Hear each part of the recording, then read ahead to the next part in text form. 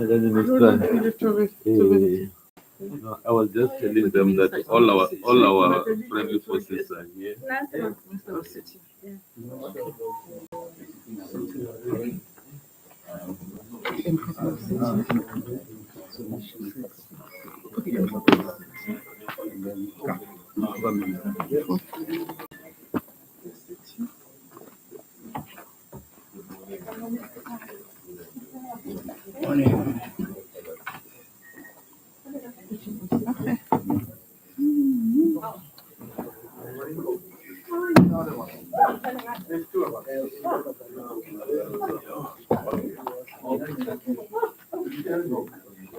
And we have to budget before we present.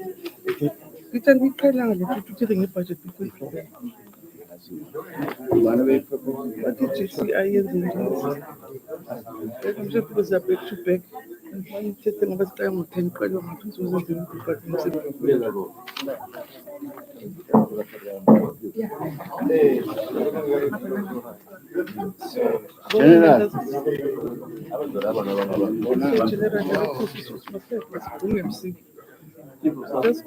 Good morning, colleagues. I'm going to request that you settle down in the interest of time so we can start. Hello?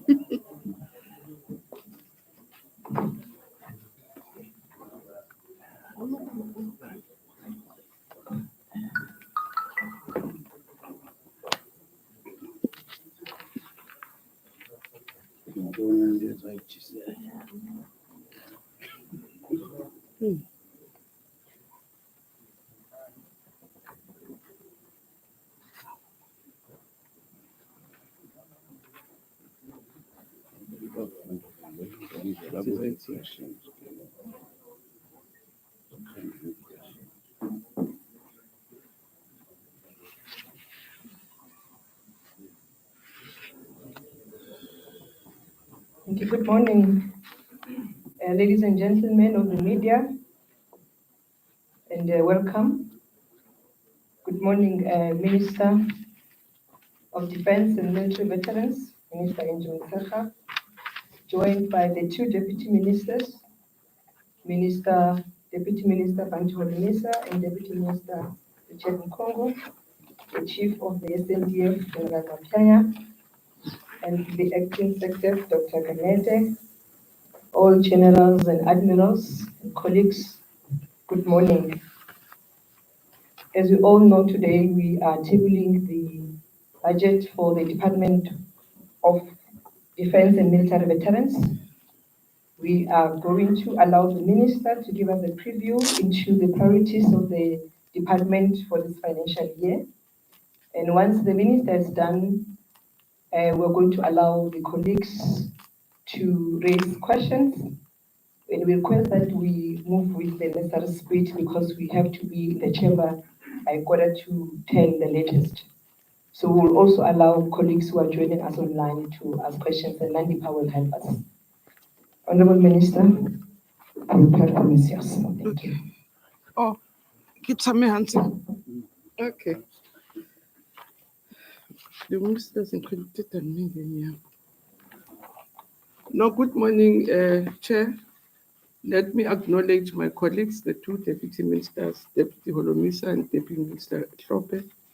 Acknowledge our Secretary of Defense and also the Chief of the Defense Force, but also all the senior officials that are accompanying us and members of the media. And thank you very much for the opportunity. Indeed, in the next hour, we're going to be presenting our budget.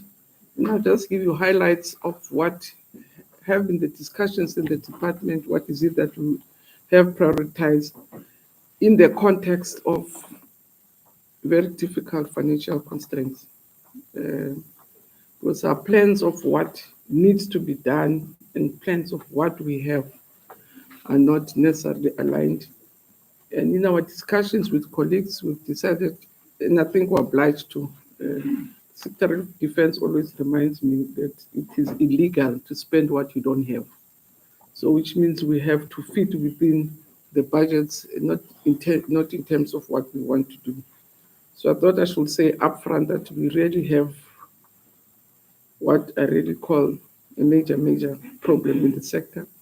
And I'm glad that we're meeting different committees of parliament to say something has to give. As much as they always ask me, Chief, what are you going to do the following? I said, but it's parliament that passes budgets. When the budget comes, I have to live within what it has. So there is really an agreement within government that there must be a serious relook of the national budget. But let me go straight to what we have planned for you to say. Our budget that we're going to present is a strategic expression of our commitment to building a modern, professional, and people-oriented defense force that is rooted in the values of our country, of service, accountability, peace, and development.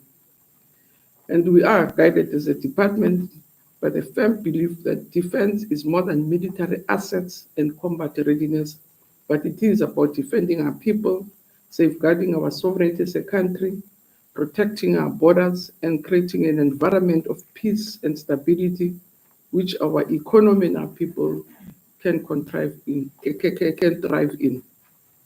So our central priority, obviously, it is to urgently enhance our operational capabilities, and that's what we've really been engaging Treasury on, Cabinet on, to say we desperately need to enhance what we have for strategic responsiveness. And even in our discussions in the department is to say, what is it that we do within the limited resources to enhance our operational capabilities?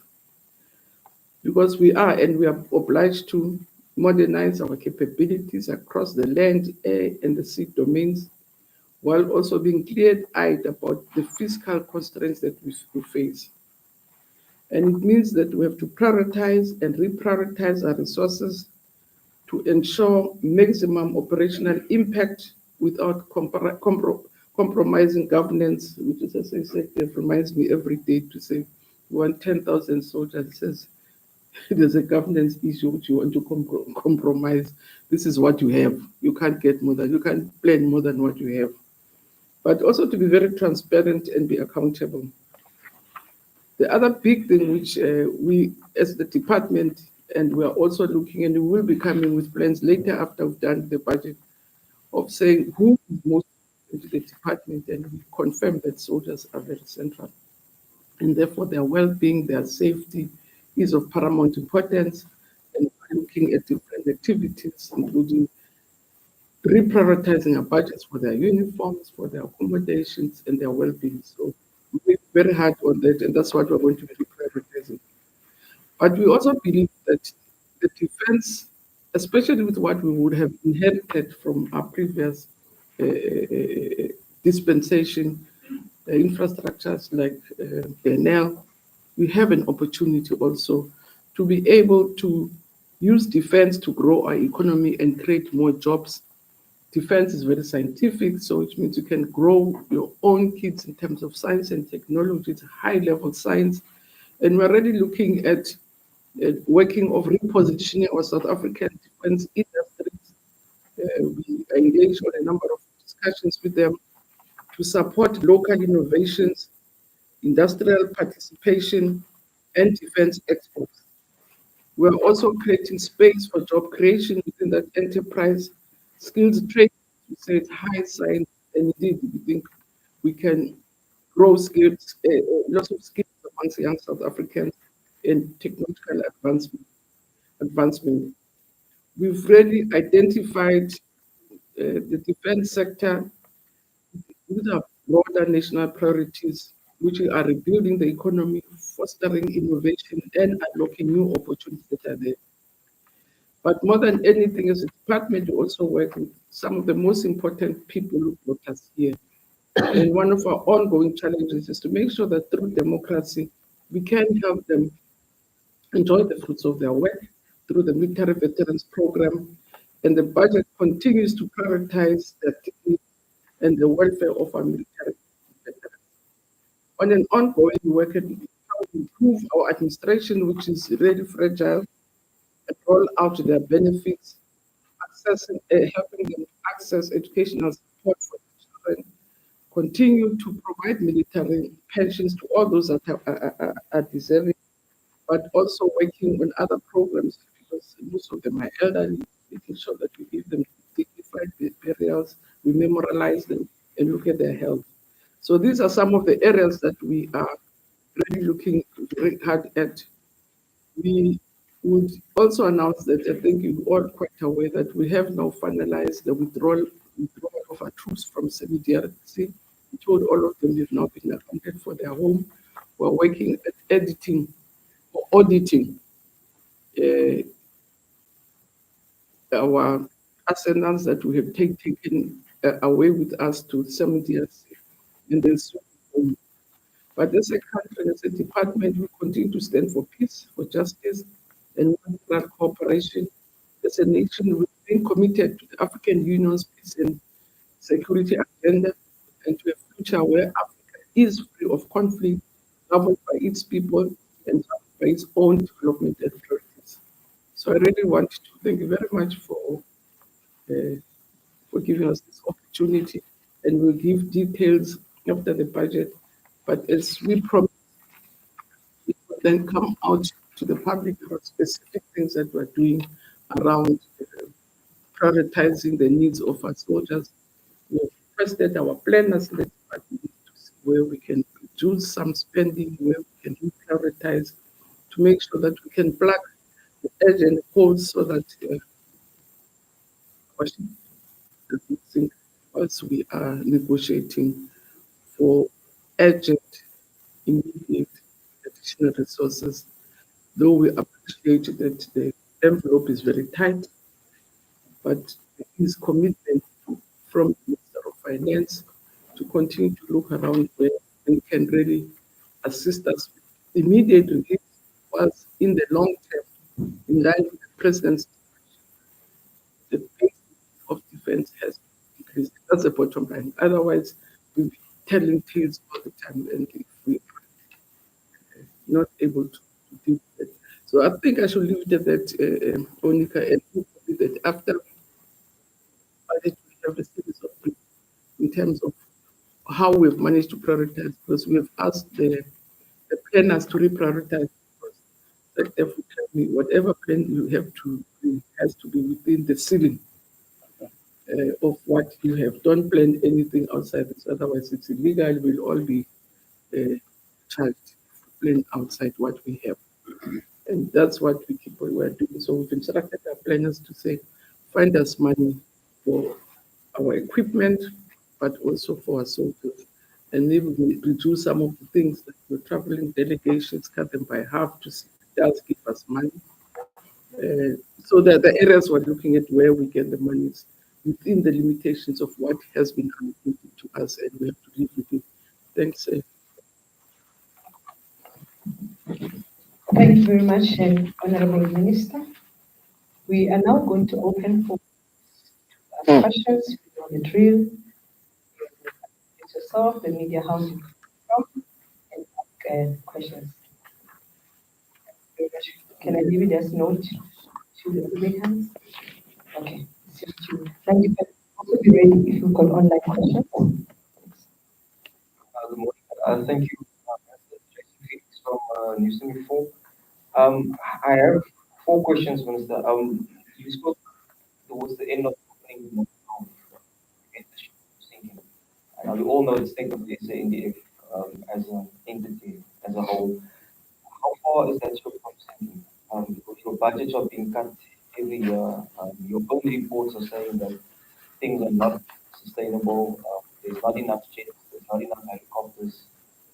Your armored vehicles are old and outdated, and there's a low morale within the ordinary recruited soldiers of the SANDF. Then also on the matter of the Democratic Republic of Congo, how will this equipment be brought back, seeing that it was such a struggle to get the troops back home?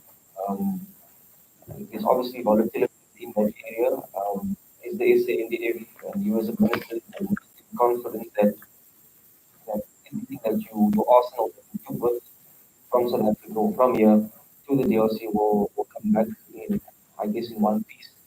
And then just my last two questions, Minister. As South Africa fully withdrawn from DRC, and is there any consideration to send troops again for peacekeeping missions, specifically to the DRC? Thank you. Thank you. Thank you very much. Anima, online? There's no question so far. Okay. Thanks. That was good, Minister. Okay. Thanks. No, I'll repeat. I've reassured the nation and I'll continue to reassure the nation that for now, the ship is solid on the ground. But what I said to the president and treasurer, the situation cannot continue. For instance, when I spoke to the chief, because I visit all the different chiefs, to the chief of the army, which is the biggest part, how far are we? He said we're at 50%. And we cannot, and that's why we're saying we're safe now, but we can't go lower than what we have. And that's why it's urgent and desperate that we have to make sure that we're at the safe levels. So for now, we can assure that we can sleep peacefully. No one's going to listen to one come and run over or anybody. We can assure people that for now, as a defense force, we stand ready to defend our people on land and on sea, but the budget constraints are actually desperate because not only do we have to keep what we have in good shape, which people keep on counting how many aircrafts we have. For me, something which I was talking when I came to it's something that we declare in public. So I'm not going to say yes, we have 5 or 10. But the only thing that we can reassure you that we are safe for now, but the situation can continue as is, because then it's going to put us in difficulties. Bearing in mind that the war science is changing, there's lots of technology, there's lots of science, so as much as we have to sustain what we have to move beyond what we have. And the chief of defense is the one that is going to talk. From the reports I got, our equipment is already in charge in Tanzania. It's no longer in the CDRC. What we have to do is to audit it because we were there not on our own, under SADC and CDRC. So we have to audit it and get us to account for what we took. And then when we bring home, we can even say to South Africans, we took so many helicopters, here's the twist back. So it's just being audited. So the heavy ones will come by sea, but the other ones that we can fly over will be able to fly it back with our own even aircrafts. We have our own aircraft which will bring some of the plans to send troops. It's part of our commissioner's commitment as a country that we will work for peace. We will support initiatives that maintain peace. And we've been in this game 20. So it's a summit which I think would have, with the passing of our soldiers, would have really created lots of anxiety. But we've been in almost all peacekeeping processes. And peacekeeping, from what I've learned, it's not only sending soldiers. At the last conference on peacekeeping, we made about 6 commitments. And I'll ask Chief just to say, but amongst others, in the peacekeeping process is also what are your expertise in the peace process. For instance, the whole question of empowerment of women and gender training, we leading as a country.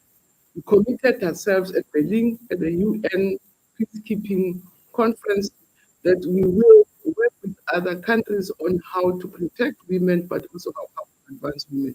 So we made 6 commitments, which we felt for now, with our financial constraints, we can afford, because despite the fact that UN pays, SADC pays, but you also have to pay a price to make sure that you can protect your soldiers as much as possible. We are recently from Mozambique, and it's in our leaders also to keep their peace, because if there are difficulties in Mozambique, it means there are difficulties. So for our own safety, we have to participate in peacemaking processes. You can see what would have happened for other parts of the continent where there are challenges they spill on us. So to protect us ourselves is to participate in peacekeeping processes to make sure that we ourselves remain in peace. So we will continue in different forms. The chief will give you what are the 6 commitments that we have made on behalf of the country, which are informed by our own capabilities. One of the strongest elements that we're known for, we have a very strong defense force in terms of training. We're very good assets and sites. We've committed that countries like the DRC, which I mean, I can say it now, and I hope they're not recording me, to be overrun by rebels, you need to strengthen your hand. There is no way with us. Maybe they can cause riots in Natal, and because of our civilized way of dealing with the public, we will not quell strongly. But you know that after the defense force came in, then there was peace in Natal. But to have a country where you can even be overrun, you need a strong defense force. So that's one of the commitments we made, to say we support them in terms of training their defense force in a country.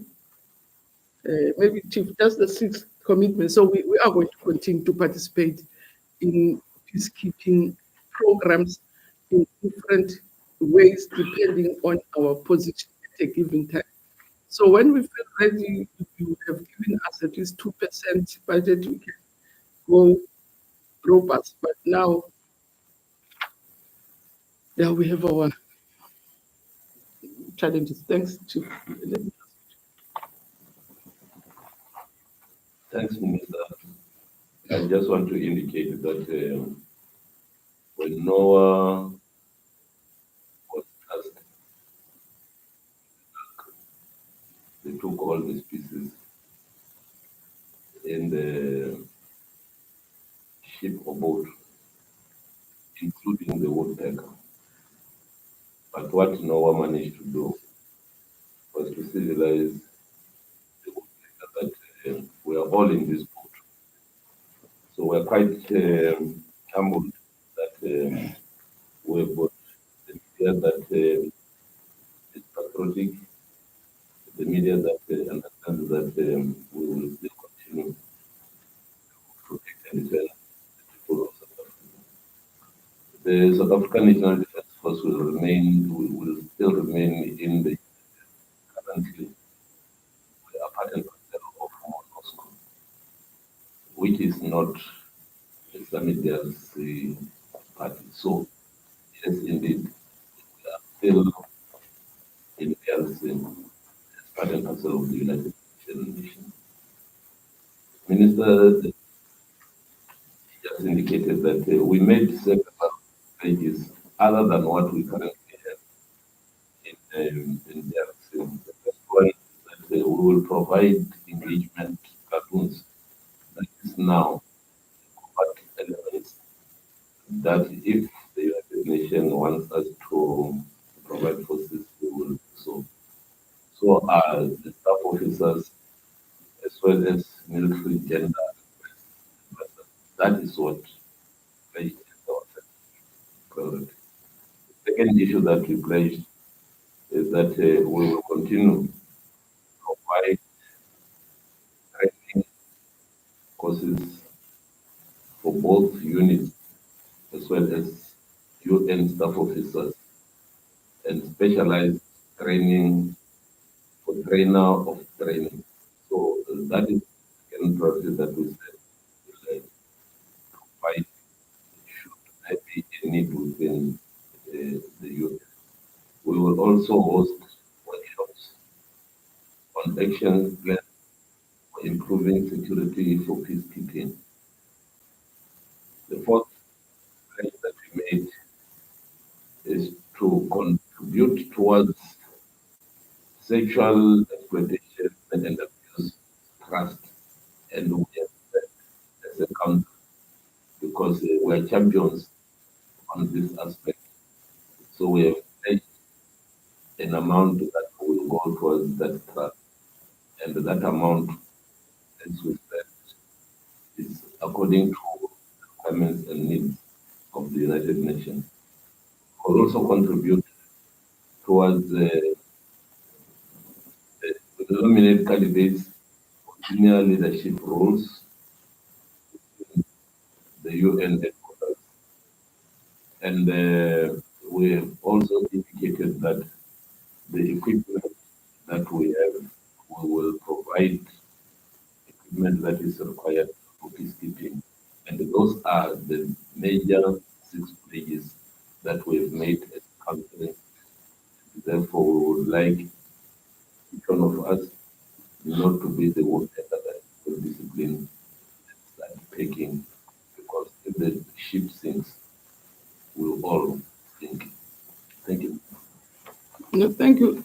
Just bearing in mind that we are signatories of the UN, so biannually, all countries of the world combine and say what is it we're going to do jointly to maintain peace. So when we went there, there were more than 100 countries that had to make pledges one by one. Others made financial pledges, others made pledges in terms of armed forces. And this time, because we have our own constraints, as you can see, we carefully selected where we think we are strongest, but we can still sustain with our own challenges. But we really, as I say, we're part of the United Nations secretaries around peace. Thank you very much, Honorable Minister. I think we're going to close because we need to get the Minister to prepare to go to the chamber.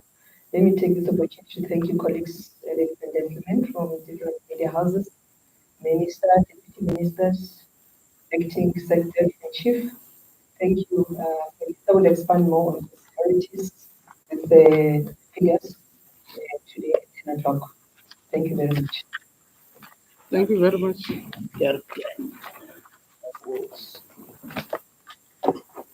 So it's in the